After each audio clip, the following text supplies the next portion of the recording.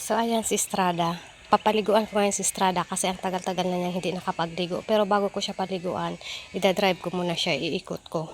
First time kong gagamitin yan si Estrada.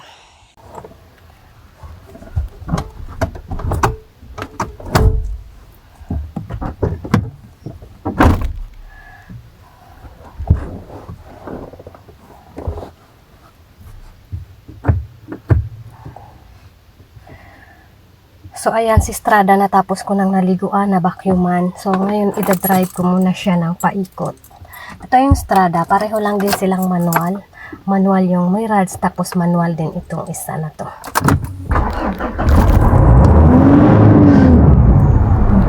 Napakano pala yung gas.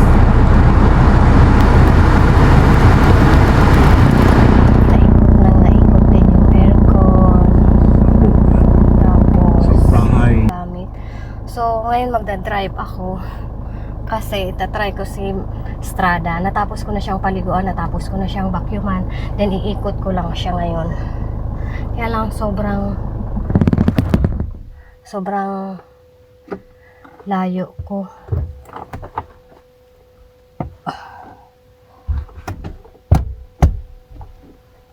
Hindi ko na. Ayun.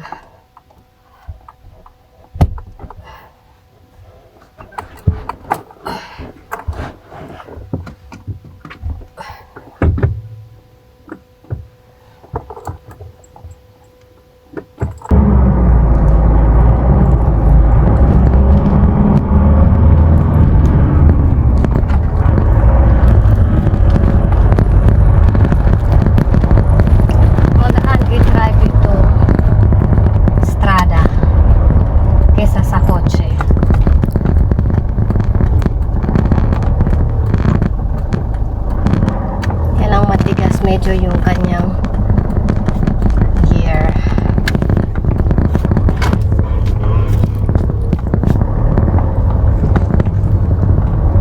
Masyado din akong malalim umapak na.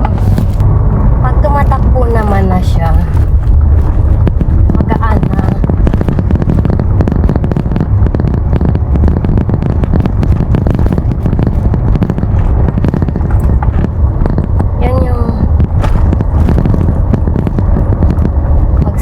Dito sa pataas. Ayan. Hindi siya namamatay kapag itong mga ganitong sasakyan na malalaki ang gamit mo. Kahit maghangin ka, pataas ka, hindi siya nag-uus-uus pababa. Unlike sa kotse, talagang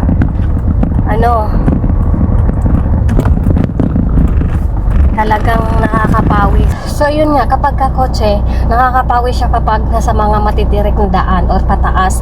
Kasi nga, pag inapakan mo or diba nag-stop tapos mag-go na, ang hirap talagang pakisamahan yung kotse kasi bababa siya kapag hindi marunong magtimpla yung paa or pakiramdam, mahina yung pakiramdam. Unlike sa mga magagaling na talagang driver, sanay na sanay ng mag-drive ng ilang dekada nang nagda-drive, talagang alam na nila paano i-drive. Pero syempre sa katulad ko, hindi naman ako magaling mag-drive, hindi rin masyadong nahasa sa pagda-drive. Mga kotse na yun, talagang nahihirapan ako, lagi akong namamatayan.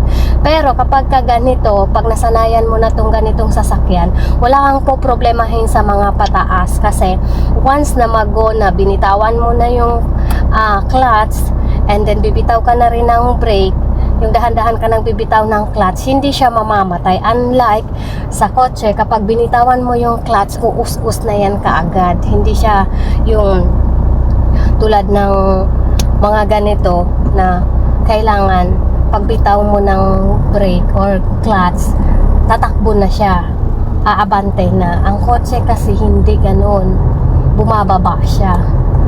So kaya gustong-gusto ko talagang i-drive yung mga high ace. Kung sa Mindanao pa ang tawag doon, mga van, mga ganyan.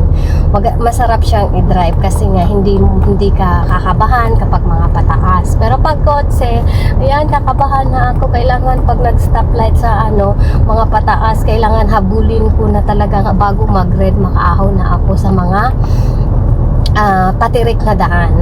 Pero kapag ganito, wala kang poproblemahin sa kanyang brake, ganun, wala kang poproblemahin kasi didiretso lang siya tatakbo kapag magka-side pala ako kasi nagpa-practice ako. May mga tao dito ko. Ito kasi yung pinagpa-practicean ko.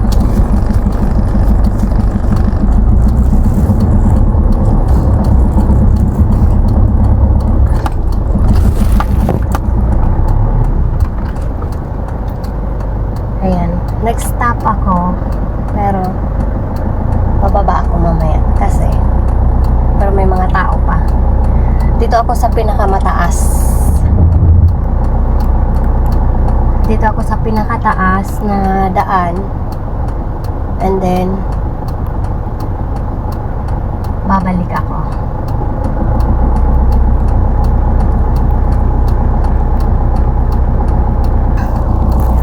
Balik ulit ako kasi nag-us-us ako kanina kasi hindi ko rin natimpla yung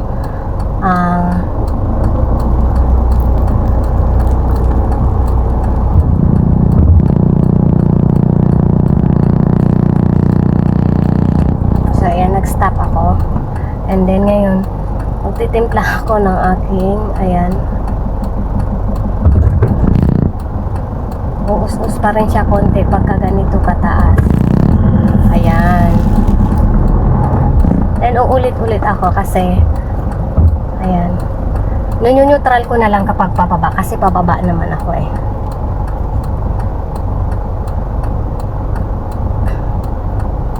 And then babalik ulit ako sa taas.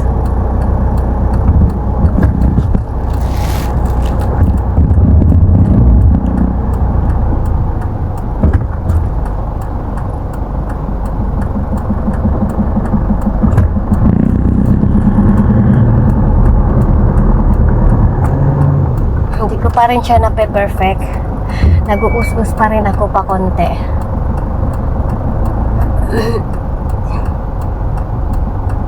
Nag-uus-us pa rin ako konti. Ayan. Go.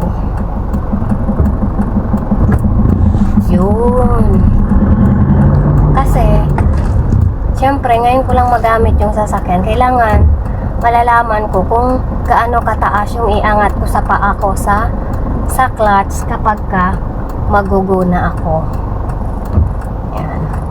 Kasi kailangan natin ma-memorize yung gaano kataas, yung iangat natin sa paa. Yun. O diba? Nakukuha na natin. Lalabas muna ako ng one time, tapos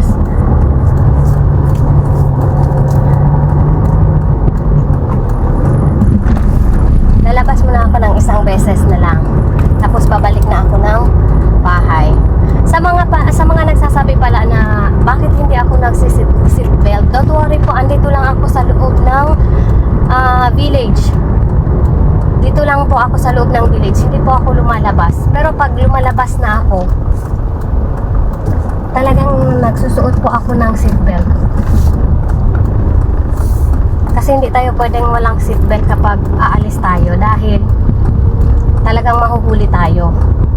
Pag dito lang naman, no problem po. As long as hindi naman tayo magpapaharuhot dito.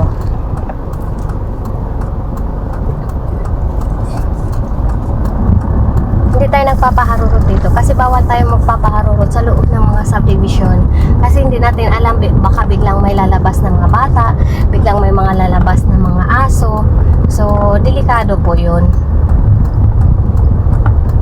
Kaya kailangan lang natin mabagal. O ayan o, 20 lang po yung yung speed natin, hindi po mabilis.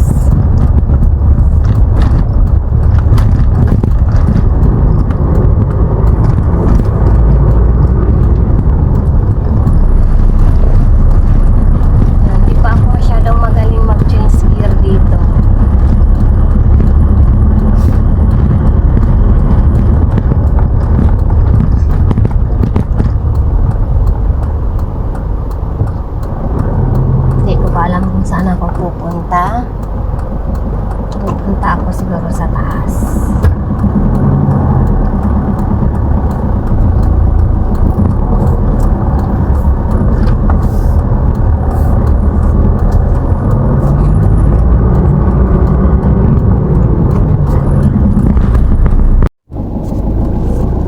Atras ako kasi babalik ako ulit sa baba and then magpa-park na ako mamaya. Aakyat ulit ako doon sa kabilang kanto.